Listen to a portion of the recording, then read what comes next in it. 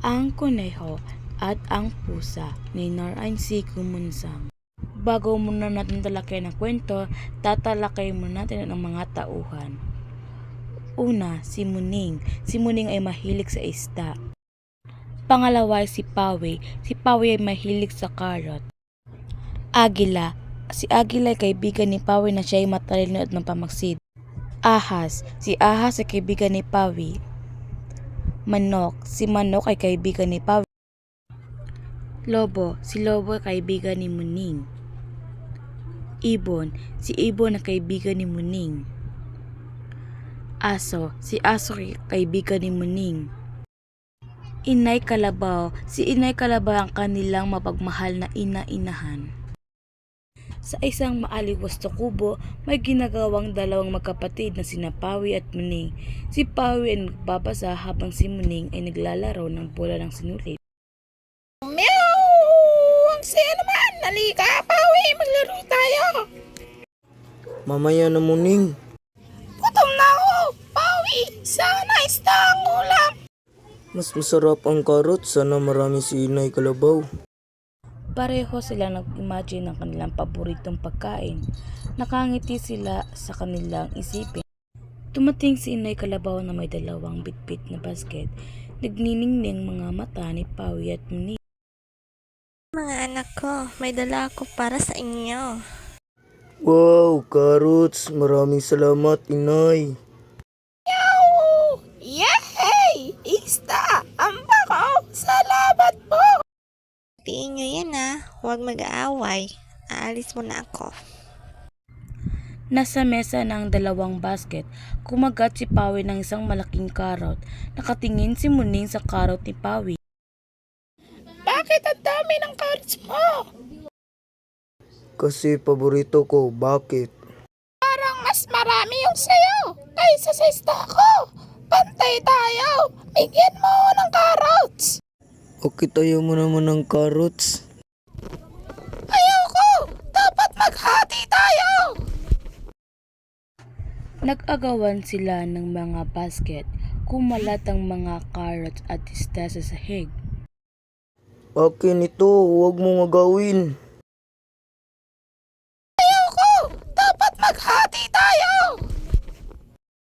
Sa pag-away na itulak ni Muning ang basket ng carrots, kumulong ito sa sahig at nasira ang ilang karot. Bakit mo ginawa yun? Sinira mo ang pagkain ko. Sa galit, nagmamadaling lumabas si Pawi. Nakita niya ang kanyang mga kaibigan na sina Agila, Ahas at Manok. Pawi, anong nangyari? Nag-away kami ni Muning. Sinira niya ang pagkain ko. Kanya ng puso, magpangwa ng pagkain. Oo nga, masama siya. Samantala, lumabas si Muning at nakita niya ang kanyang mga kaibigan na sina Ibon, Aso at Lobo. Muning, bakit ka lungkot? Nag-away kami ni Pawi. Ayaw niya kasi bigyan ng carrots. Ang damot naman ni Pawi. Hindi siya marunong magbahagi. Nagkaharap ang dalawang grupo na magkakaibigan. Nag-umpisa na sila magsigawan. Bakit ninyo sinusuportahan si Muning? Mali siya. Mali si Pawi. Ang damot niyo. Kuneho, ang pamilya namin. Carrots ang para sa Pusa ang kanya. pamilya namin. Isda ang para sa kanya. Nagkagulo na ang lahat. Nagsisisihan. Halos mag-away na sila. Lumabas si Inay Kalabaw. Nakita niya ang mga hayop na nagkakagulo. Kaya nagkakagulo. Hindi po pantay ang pagkain ni Pawi at Muning. At sinira ni Muning ang pagkain ni Pawi.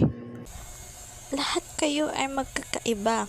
Ang agila ay kumakain ng daga. Ang ahas ay kumakain ng ibon. Ang manok ay kumakain ng butil. Ang lobo ay kumakain ng karne. Ang ibon ay kumakain ng prutas. Ang aso ay kumakain ng buto. Magkaiba kayo. Ang pagkakaiba ninyo ang nagpapatunay na mayroon kayong kanyang-kanyang gampanin sa mundo. Hindi dapat maging dahilan ang pagkakaiba para magkahiwalay kayo. Napaisip ang lahat. Lumapit si Pawi kay Muning. Muning, patawarin mo ako. Mali ako na hindi kita binahaginan. Pawi! Mas malaki ang kasalanan ko. Sinira ko ang pagkain mo.